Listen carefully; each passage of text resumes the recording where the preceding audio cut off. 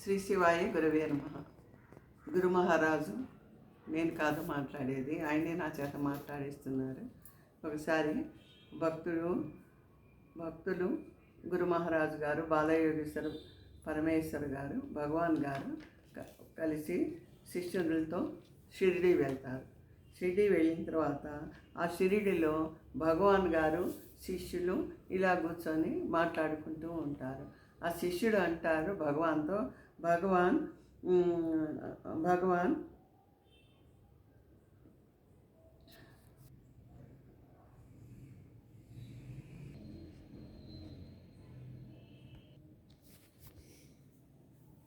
Ready.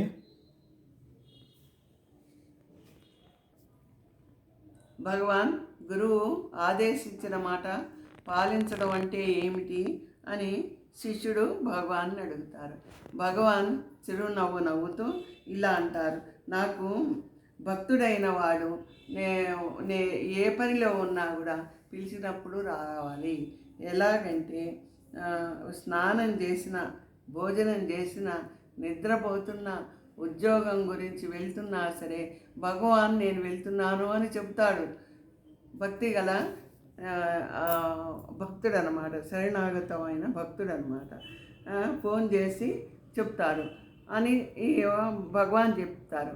ఒక రోజున భగవాన్ phone చేసి ఆ భక్తుడితో, బాబు నువ్వు ఎక్కడ ఉన్నావు అని అడుగుతారు. అంటే భగవాన్ నేను గుడిలో ఉన్నాను అని అంటారు. అంటే భగవాన్ అంటారు, గుడిలో ఏమి జరుగుతోంది అని ప్రశ్నిస్తారు. గుడిలో హారతి జరుగుతోంది భగవాన్ అని అంటారు. నువ్వు వెంటనే ఇక్కడికి రా అని చెప్పి భగవాన్ గారు శిష్యుడిని పిలుస్తారు.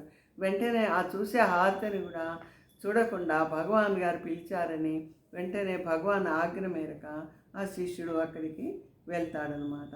ఇలాగే ఒక రోజున భగవాన్ గారు శిష్యుడిని భోజనం చేస్తున్న సమయంలో ఏం చేస్తున్నావు అని శిష్యుడిని ప్రశ్న వేస్తే భగవాన్ భోజనం చేస్తున్నాను అని ఆ శిష్యుడు సమాధానం చెప్తే భగవాన్ అంటారు, నువ్వు వెంటనే ఇక్కడికి రావాలి అని అనగానే ఆ శిష్యుడు తినే భోజనం కూడా వదిలేసేసి వెంటనే ఎవరికి చెప్పకుండా ఆ భగవాన్ మీద అంకితమైన మనస్సుతో వెంటనే భగవాన్ దగ్గరికి వెళ్ళిపోతారనమాట.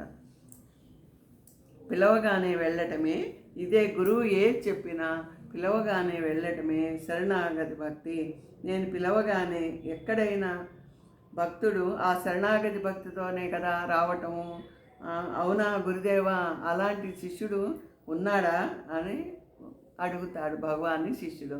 ఎందుకు లేరు, బ్రహ్మంగారి దగ్గర సిద్ధుడు ఉన్నాడు కదా, ఆయన చెప్పకుండానే ఆ గురువు ఆజ్ఞ పరిపాలించేవాడు అనమాట.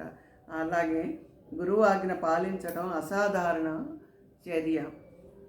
గురువు మాటను తక్షణమే అమలు చేయాలి, క్షణంగా కూడా ఆలస్యం చేయకూడదు అన్నమాట. గురువు ఆజ్ఞను ఆచరించడానికి ఓ ముహూర్తం అంటూ ఏమీ ఉండదు. గురువు మాట చెప్పడమే వేగంగా చేయాలి. ఈ గురువు ఆజ్ఞని ఆచరించేవాడే వివేకులు.